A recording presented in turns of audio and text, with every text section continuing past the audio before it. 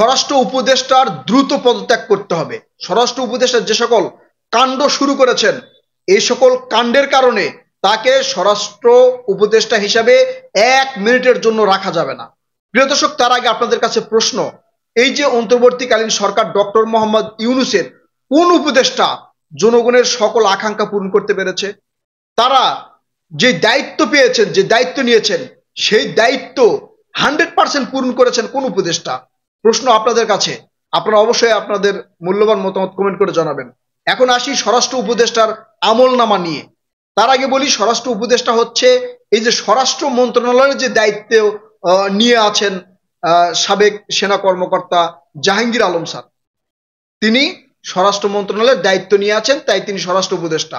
এই স্বরাষ্ট্র মন্ত্রণালয়ে বিগত যেগুলো এমপিরা ছিল তাদের নাম অবশ্যই আপনারা জানেন। যেমন বিএনপির সময় ছিল লুৎফুজ্জামান বাবর, আওয়ামী লীগের সময় ছিলেন সাহারা খাতুন, তারপরে এই যে আসাদুজ্জামান খান কামাল, তিনি ছিলেন স্বরাষ্ট্রমন্ত্রী। এই স্বরাষ্ট্রমন্ত্রীরা কি করেছেন, আর আমাদের এই উপদেষ্টা তিনি এসে কি করছেন? আপনারা যদি ভিডিওগুলো দেখেন, এখন অনলাইনে হাজার হাজার ভিডিও আছে, আপনারা দেখবেন স্বরাষ্ট্রমন্ত্রীরা কি করেছেন। স্বরাষ্ট্রমন্ত্রীরা যদি কোথাও গিয়েছেন, তাহলে সেখানকার যে অফিসারেরা লাল গালিচা দিয়ে তাদেরকে বরণ করেছেন। অফিসাররা যে পরিমাণ তাদেরকে তেল মেরেছেন, সেই তেল মারার কারণে তাদের প্রমোশন হয়েছে, সরকারের আস্থা ভাজন হয়েছে। কোন স্বরাষ্ট্রমন্ত্রীকে আমি দেখি নাই যে পুলিশের একজন কনস্টেবলের সাথে হ্যান্ডশেক করেছে, আমি দেখি নাই। আমি আপনাদের চ্যালেঞ্জ করতেছি, আপনারাও দেখবেন না।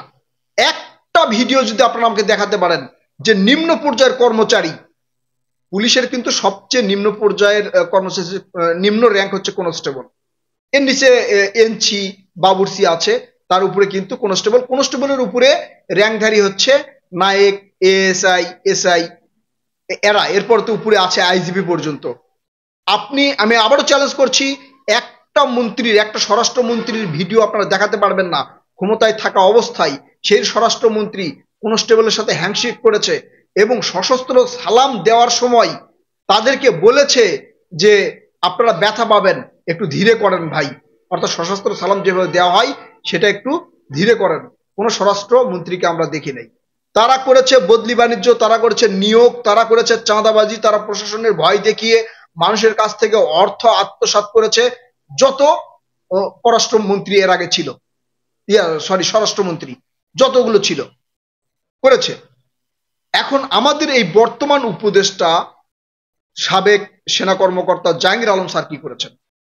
জাহাঙ্গীর আলম স্যারকে লাল গালিচা সম্বোধন দেওয়া হয়েছিল সিলেটে থানা ভিজিটে যাওয়ার সময়। তিনি বলেছেন লাল গালিচা সম্বোধন হবে না, এগুলো করবেন না। আপনারা ইতিপূর্বে কোনো মন্ত্রীর ক্ষেত্রে এটা দেখেন নাই। এই স্বরাষ্ট্র উপদেষ্টা ঈদের আগে মানুষজন কিভাবে যেতে পারছে, কিভাবে যেতে পারছে না, স্টেশনে স্টেশনে গিয়ে মানুষের খোঁজ খবর নিয়েছেন। এই বর্তমান স্বরাষ্ট্র উপদেষ্টা জাহাঙ্গীর আলম স্যার, তিনি থানায় গিয়ে গিয়ে ভিজিট করেছেন, থানার অবস্থা কি? আপনারা বলবেন এটা অতীতেও করেছে। আপনি একজন, আমি চ্যালেঞ্জ করছি আবারও, আপনি একজন স্বরাষ্ট্রমন্ত্রীকে দেখবেন না যে থানায় গিয়ে কনস্টেবলদের সাথে হ্যান্ডশেক করেছে, থানায় গিয়ে সবার সাথে কথা বলেছে, একটাও দেখবেন না। চ্যালেঞ্জ। এই বর্তমান স্বরাষ্ট্র উপদেষ্টা সেটা করছে। রাস্তায় বের হয়ে রাতে ভিজিট করছেন, টহল পুলিশের কাছে যাচ্ছেন, কি অবস্থা জানতে চাচ্ছেন, বাজারে যাচ্ছেন, বাজারে গিয়ে দ্রব্যমূল্যের দাম, বাজার কিভাবে নিয়ন্ত্রণ করছে সেটা তিনি জানতে চাচ্ছেন। তিনি এক জায়গায় গিয়েছেন, এই যে ভিডিও আপনারা দেখবেন, এক জায়গায় গিয়েছেন, সেখানে গিয়ে সেখানকার কন্ট্রাক্টর কেন রাস্তা বা ওই জায়গার কাজ দ্রুত করতে পারেনি, তিনি তাকে ফোন করে বলেছেন। আপনি এর আগে দেখেন নাই, কারণ এর আগে দেখবেন কিভাবে? কারণ তলে তলে ওই যে কন্ট্রাক্টররা তলে তলে তো উপরে মাল পাঠিয়ে যা ইচ্ছা তাই করত। এই স্বরাষ্ট্র উপদেষ্টা আমাদের গর্ব। আপনারা বলবেন যে দালাল, আপনারা অনেকে আমাকে বলবেন যে আপনি দালালি করছেন। ভাই, আমাকে দেখে কি মনে হয় যে আমি কোনো রাজনৈতিক নেতা বা কোনো তেলবাজি করতে আসছি? আমাদের চোখের সামনে যেটা ঘটছে ঠিক সেটাই বলছি।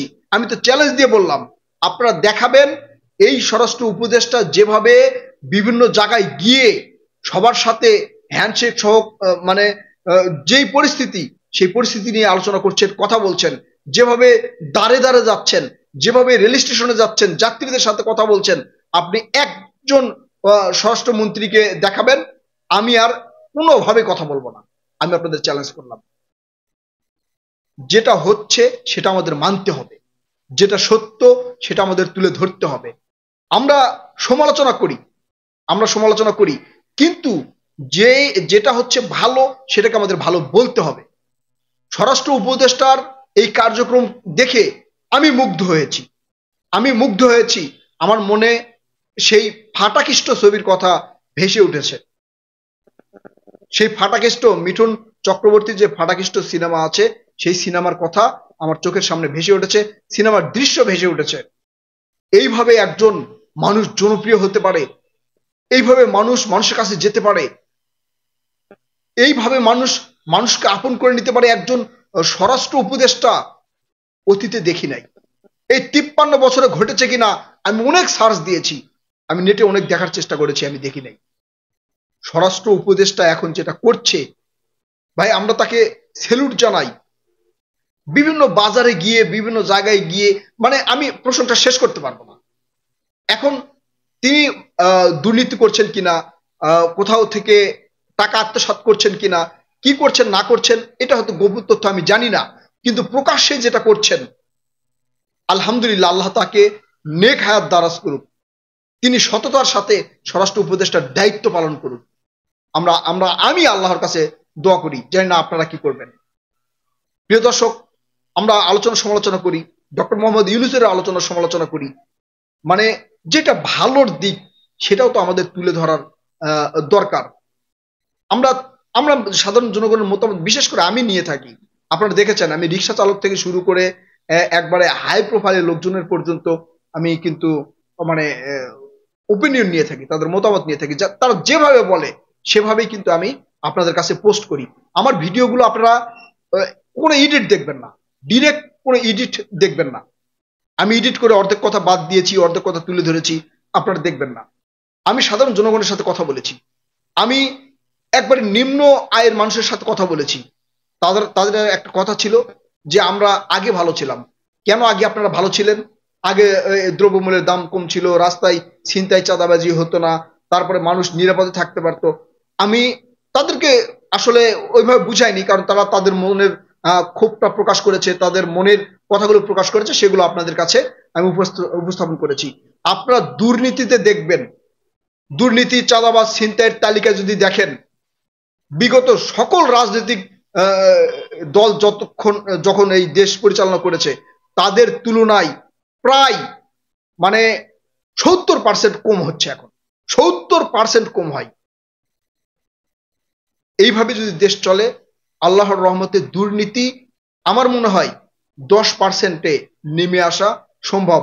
আর সবাই স্বরাষ্ট্র উপদেষ্টার জন্য দোয়া করবেন, তিনি যেন মানে অন্তত সৎ পথে থেকে এই স্বরাষ্ট্র মন্ত্রণালয়ের দায়িত্বটা পালন করতে পারেন।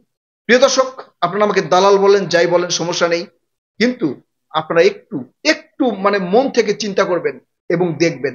আমি যেগুলো বললাম, দুর্নীতির তালিকাগুলো দেখবেন, চাঁদাবাজির তালিকাগুলো দেখবেন, আগে কি পরিমাণ হতো, এখন কি পরিমাণ হচ্ছে। বাংলাদেশি মিডিয়ার দেখার দরকার নেই, আপনারা বিশ্বের অন্যান্য দেশের মিডিয়াগুলো দেখেন, ইন্ডিয়ার মিডিয়ার সার্ভারে গিয়ে সার্চ দিয়ে দেখেন, তাহলে পেয়ে যাবেন। প্রিয় দর্শক, এখন এ পর্যন্তই। আবারও আমি এই বর্তমান অন্তর্বর্তীকালীন সরকারের স্বরাষ্ট্র উপদেষ্টাকে সেলুট দিয়ে আমার ভিডিও শেষ করছি। আল্লাহ তাআলা তাকে নেক হায়াত দান করুক, এবং এখন যেভাবে দেশ পরিচালনা করছে, অর্থাৎ তার মন্ত্রণালয় পরিচালনা করছে, মহান আল্লাহ তাআলা তাকে যেন সেইভাবে আরো ন্যায়সঙ্গত ভাবে পরিচালনা করার তৌফিক দান করেন।